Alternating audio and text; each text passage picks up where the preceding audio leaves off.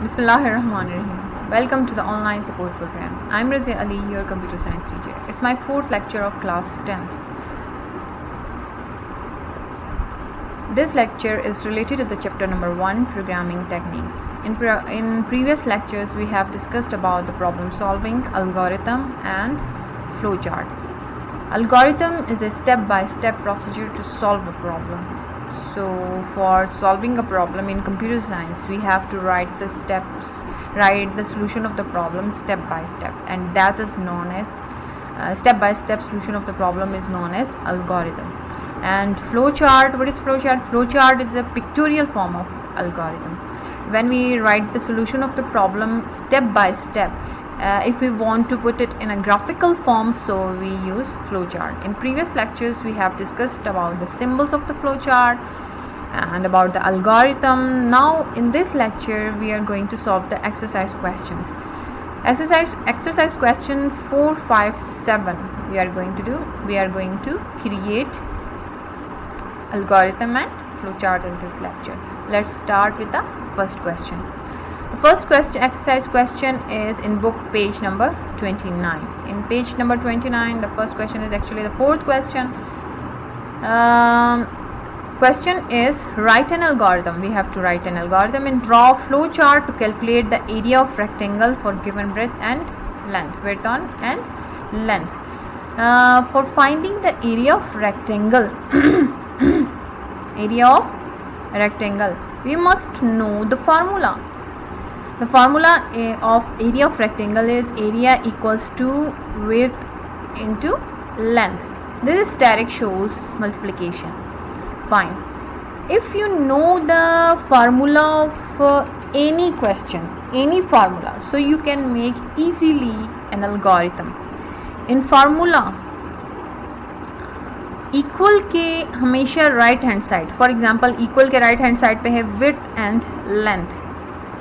Width and length जो है वो हमेशा इनपुट वाले स्टेप में आता है, और जो हमारे पास इक्वल के लेफ्ट हैंड साइड पे वो आउटपुट में आता है. ठीक. अगर आपके पास किसी भी क्वेश्चन का फार्मूला है, area of rectangle, triangle, volume का फार्मूला है, तो आप आसानी से उसके लिए जो है एल्गोरिथम लिख सकते हैं. सिर्फ उसका फार्मूले का होना लाजमी है. फार्मूले के राइट हैंड साइड पे इनपुट में आएगा और लेफ्ट हैंड साइड आउटपुट में आएगा.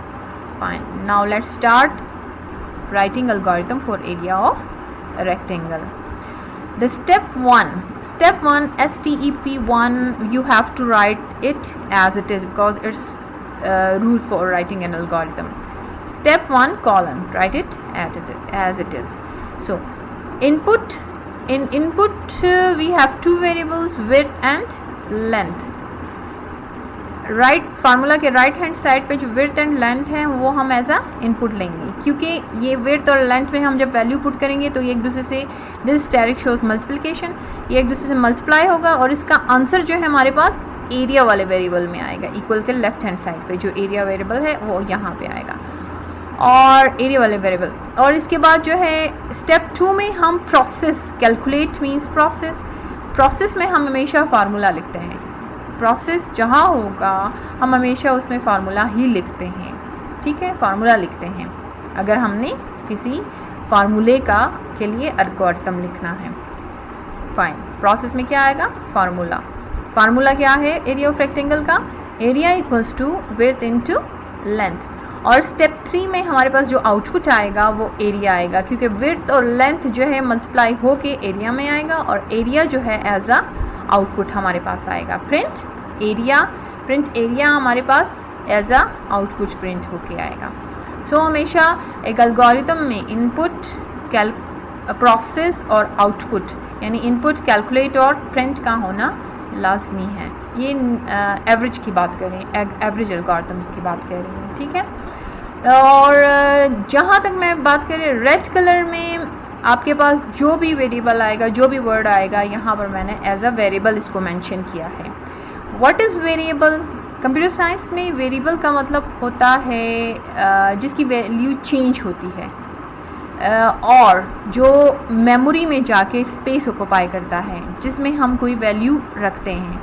वेरिएबल में हमेशा दो चीज़ें होती हैं, एक उसका नाम होता है, एक उसकी वैल्यू होती है, और ये एक प्लेस होल्डर होता है जो मेमोरी में जाके हमारी ज़रूरत के मुताबिक स्पेस ऑक्यूपाई कब्ज़ा कर लेता है, स्पेस कब्ज़ा करके रख देता है, और उसको हम बाद में यूज़ कर सकते हैं। और वेरिएबल की वैल्यू हमेशा चेंज होती रहती है। एज हमारे पास है लेंथ और विड्थ एक वेरिएबल है, एरिया एक वेरिएबल है जो एक प्लेस होल्डर है, मेमोरी में एक प्लेस ऑक्यूपाई करके रखेगा। होप यू अंडरस्टैंड दैट एक एल्गोरिथम, किसी भी फार्मूला के लिए एल्गोरिथम कैसे लिखते हैं। इसी क्वेश्चन का एरिया ऑफ रेक्टेंगल फाइंड करने के लिए हमारे पास फ्लो चार्ट है। फ्लो चार्ट के सिंबल्स आपको याद है, प्रीवियस लेक्चर्स में मैंने सारा बता दिया था कि ओवल शेप जो है हमारे पास स्टार्ट और स्टॉप के लिए इस्तेमाल होता है। जब हम फ्लो चार्ट को स्टार्ट करते हैं तो ओवल शेप से स्टार्ट करते हैं, तो जब स्टॉप करते हैं तो ओवल शेप से स्टार्ट करते हैं। द सेकेंड हमारे पास जो इनपुट है, इनपुट और आउटपुट के लिए सेम पैरेललोग्राम सिंबल इस्तेमाल होता है। इनपुट हमारे पास लेंथ और विड्थ है और आउटपुट हमारे पास एरिया आएगा। और प्रोसेस यानी फार्मूला के लिए हमेशा रेक्टेंगल शेप इस्तेमाल किया जाता है, rectangle. So let's start with the flow chart. Start symbol, start हमारे पास के लिए हमने ओवल शेप इस्तेमाल किया। इसके बाद हमारे पास है इनपुट, हमने लिया, इनपुट में हमारे पास है, इनपुट में हमने लिया लेंथ एंड विड्थ। ये लेंथ और विड्थ दो वेरिएबल्स है जो हमने एज अ इनपुट लिया, जिसमें हम वैल्यूज़ पुट करेंगे फर्दर अगर प्रोग्रामिंग करेंगे तो। इसके बाद हमारे पास एरिया है। एरिया भी एक वेरिएबल है जिसमें लेंथ और विड्थ की जो वैल्यू पुट होगी वो मल्टीप्लाई होके एरिया में आएगी। तो ये प्रोसेस हमेशा, फार्मूला हमेशा प्रोसेसिंग सिंबल यानी रेक्टेंगल सिंबल में लिखा जाता है। इसके बाद जो ये दोनों सॉल्व होके एरिया में इसकी वैल्यू आएगी, तो एरिया जो हमारे पास वैल्यू, एरिया की वैल्यू पैरेललोग्राम में हम लिखेंगे। आउटपुट जो है हमेशा पैरेललोग्राम सिंबल में लिखते हैं। इस तरह हमारा एक सिंपल फार्मूले का फ्लो चार्ट कंप्लीट होता है। इनपुट के लिए पैरेललोग्राम, आउटपुट के लिए पैरेललोग्राम, और प्रोसेस के लिए rectangle shape. Hope you understand. इसके बाद सेकंड क्वेश्चन, हमारा क्वेश्चन नंबर 5 है, ये भी पेज नंबर 29 में है। क्वेश्चन है कि right an algorithm and draw a flow chart that inputs length in inches and calculates and prints it in centimetre. इसमें हमने लेंथ इंचेस में लेना है और उसको कन्वर्ट करना है सेंटीमीटर में। फाइन, हमें पता है कि 1 सेंटीमीटर इक्वल्स टू 2.54 इंचेस है। तो जब हम उसको कन्वर्ट करने लगेंगे तो लेंथ इन इंचेस को मल्टीप्लाई करेंगे 2.54 से, तो हमारे पास length in centimetre, 1 length in centimetre आ जाएगा। तो सबसे पहले हमारे पास स्टेप 1 में हम क्या लेंगे, इनपुट। मैंने बताया था कि एक फार्मूले के लिए एल्गोरिथम लिखना बहुत ईजी होता है। इक्वल के राइट हैंड साइड पे जो चीज़ होती है वो एज ए इनपुट लिया जाता है, इक्वल के लेफ्ट हैंड साइड पे जो चीज़ होती है वो एज अ आउटपुट लिया जाता है।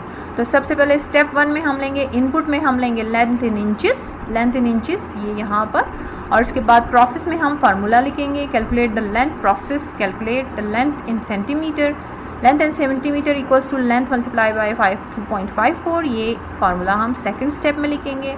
और स्टेप नंबर 3 में हम आउटपुट लिखेंगे जो कि लेंथ इन सेंटीमीटर आउटपुट में आएगा। सो एक फार्मूला के लिए एल्गोरिथम हमेशा सेम तरीके से लिखा जाता है। Fine, hope you understand. इसी क्वेश्चन का हमारे पास फ्लो चार्ट है। एज मैंने आपको बताया, ओवल शेप जो स्टार्ट स्टॉप सिंबल के लिए इस्तेमाल होता है, और पैरेललोग्राम इनपुट आउटपुट के लिए, और प्रोसेस के लिए आउटपुट। एक सिंपल फार्मूले के लिए फ्लो चार्ट भी सेम लिखा जाता है। तो let's start with the flow chart. Start हमने किया ओवल शेप से, इनपुट हमने लेंथ इन इंचेस में लिया, और हमने फार्मूला जो है length centimetre equals to length in inches multiply by 2.54, क्योंकि 1 सेंटीमीटर जो है लेंथ इन इंचेस को अगर हम 2.54 से मल्टीप्लाई करेंगे जितना भी होगा तो वो लेंथ इन सेंटीमीटर आ जाएगा। ठीक है, प्रोसेस फार्मूला हमेशा रेक्टेंगल में लिखा जाता है, और इसके बाद आउटपुट जो है लेंथ इन सेंटीमीटर हमारे पास आउटपुट आ जाता है। This is flow chart for simple formula of length in inches. Question number 7, write an algorithm and draw a flow chart to find the sum of given sequence. हमारे पास एक sequence है 20, 25 जिसमें difference 5 का आ रहा है, 20, 25, 30, 35। ठीक है, इसके बाद सम, इन सब को ऐड करना है, और ये जो सम हम वेरिएबल लेंगे इन सब का आखिर जो लास्ट आंसर है वो सम वेरिएबल में आएगा। तो फॉर दैट पर्पस हम सबसे पहले स्टेप 1 में इनिशलाइज करेंगे सम इनिशलाइज करेंगे सम इक्वल्स टू 0, क्योंकि सम अगर हम 1 लेंगे तो एक एक्स्ट्रा 1 इन नंबर्स में ऐड होगा जो इसकी हमें ज़रूरत नहीं है, इसी वजह से सम इक्वल्स टू 0। एक और वेरिएबल लेंगे जो कि इस सीक्वेंस ऑफ नंबर्स के लिए होगा सब k इक्वल्स टू 20। पहले नंबर की को k में हम पुट करेंगे, k इक्वल्स टू 20। इसके बाद जो है अभी हम सेकंड स्टेप में क्या करेंगे, k को सम में ऐड करेंगे। सम जो है हमारे पास होगा 0, क्योंकि हमने सम की वैल्यू 0 लिया है, और k जो है हमने फर्स्ट जिसकी वैल्यू सीक्वेंस से उठाया है जो कि 20 है। 20 प्लस सम इक्वल्स टू 0 को हम जब 20 से प्लस करेंगे तो ये 20 ही आएगा। तो हमारे पास सम की न्यू वैल्यू जो है वो 20 है। थर्ड स्टेप में हम इंक्रीमेंट करेंगे, इंक्रीमेंट k बाई 5। k हमारे पास जो है वो फर्स्ट 20 है जो हमने सीक्वेंस ऑफ नंबर से लिया है, और उसमें जब हम 5 ऐड करेंगे, 5 क्यों ऐड करेंगे, क्योंकि हमारे पास यहाँ पर जो सीक्वेंस ऑफ नंबर में इंक्रीमेंट है वो 5 की है, 20, 25 और 30 इसी तरह सो ऑन। इसी वजह से यहाँ हम k में 5 ऐड करेंगे। k की वैल्यू 20 है, 20 प्लस 5 इक्वल्स टू 25। नाउ हमारे पास k की न्यू वैल्यू जो आएगी वो आएगी 25। फोर्थ स्टेप में हम चेक करेंगे कि check the value of k is 25। हमारे पास न्यू वैल्यू जो k की आई है वो 25 है, लेस देन और इक्वल टू 60। अच्छा, यहाँ पर हमारे पास कंडीशन ट्रू है, क्योंकि 25 जो है हमारे पास लेस देन 25 हमारे पास लेस देन 60 है। देन गो टू, कंडीशन जब ट्रू है तो हमारे पास गो टू स्टेप 2, तो ये स्टेप 2 में जाएगा, फर्दर जो है कोई चीज़ चेक नहीं करेगा। अभी हमारे पास स्टेप 2 यहाँ पर है, ये स्टेप 2 दोबारा यही प्रोसेस चलेगा। अभी हमारे पास न्यू वैल्यू जो सम की है वो है 20, क्योंकि ये यहाँ पर है, और k की न्यू वैल्यू जो हमारे पास है 25। तो न्यू वैल्यू ऑफ सम जो है हमारे पास क्या आएगा, न्यू वैल्यू ऑफ सम हमारे पास है 45। इसी के मुताबिक अभी सॉल्व होता जाएगा। न्यू वैल्यू ऑफ सम 45 आ गया, फिर ये थर्ड स्टेप फिर से चलेगा।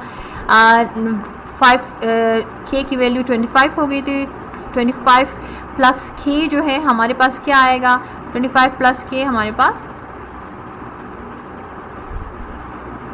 30 आएगा।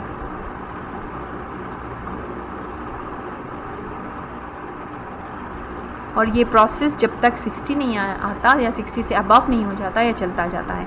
स्टेप 4 में फिर ये चेक करेगा कि 25 है, 30 है, 30 इज़ लेस देन 60, तो ये इसको चेक करेगा। जब ये यहाँ पर हमें पता है कि k जो है k हमारे पास 60 से बिलो है, क्योंकि 30 आ गया है, तो 30 इज़ लेस देन 60, तो ये दोबारा स्टेप नंबर 2 में चला जाएगा। फिर यही प्रोसेस होगा, फिर k हमारे पास 30 प्लस, अभी सम की वैल्यू 45 है, 30 प्लस 45 ये प्लस करेगा। ये प्रोसेस चलता जाएगा जब तक हमारे पास यहाँ कंडीशन फॉल्स नहीं आ जाती।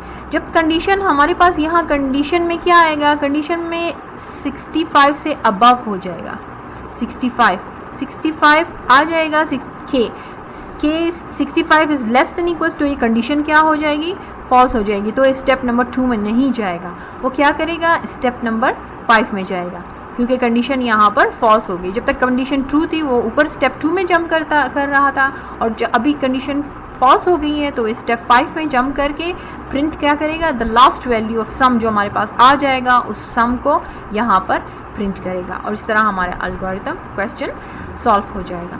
नाउ हमारे पास, होप यू अंडरस्टैंड, ये हमारे पास इसी का फ्लो चार्ट है। तो इसी का फ्लो चार्ट इसी तरह सॉल्व होगा कि स्टार्ट सिंबल और स्टॉप सिंबल के लिए हमारे पास स्टार्ट और स्टॉप सिंबल के लिए ओवल शेप इस्तेमाल किया है, और पैरेललोग्राम्स जो है इनपुट और आउटपुट के लिए, इनपुट हमने सम इक्वल्स टू 0, यहाँ पर थोड़ी सी मिस्टेक है, सम इक्वल्स टू 0 है, सम इक्वल्स टू 0 है, 0 लिया और इसके बाद k equals to 20, k equals to 20 है। फिर यहाँ पर सेकंड स्टेप मैंने हमेशा कहा कि प्रोसेस जो है हमेशा फार्मूला हमेशा प्रोसेस में लिखा जाता है। सम हमारे पास 0 0 प्लस 20 इक्वल्स टू 20 k की वैल्यू 20 है, ये सम में 20 होके आएगा, 20 आएगा और इसके बाद k में k जो 20 है 20 प्लस 5 करेगा 25, वही स्टेप्स जो एल्गोरिथम में हमने लिखे। और आके यहाँ पर ये डायमंड शेप कंडीशन के लिए इस्तेमाल होते हैं। इफ़ स्टेटमेंट जहाँ भी इस्तेमाल हो आपने उसके लिए डायमंड शेप ही इस्तेमाल किया जाता है। डायमंड शेप इसलिए इस्तेमाल किया जाता है क्योंकि डायमंड शेप से हमारे पास दो फ्लो जाता है, एक यस के लिए और एक नो के लिए। अगर कंडीशन ट्रू होती है तो वो यस के फ्लो की तरफ जाता है और कंडीशन फॉल्स होती है तो वो नो के फ्लो की तरफ आ जाता है। इसी तरह ये चेक करता जाएगा जब तक k की वैल्यू 60 से अबव ना आ जाए वो यस की तरफ जाएगा, और जब ये k की वैल्यू 60 से अबव हो जाए तो वो नो की तरफ आ जाएगा और प्रिंट कर देगा, क्या प्रिंट सम को प्रिंट कर देगा और स्टॉप कर देगा। Hope you understand. Thank you.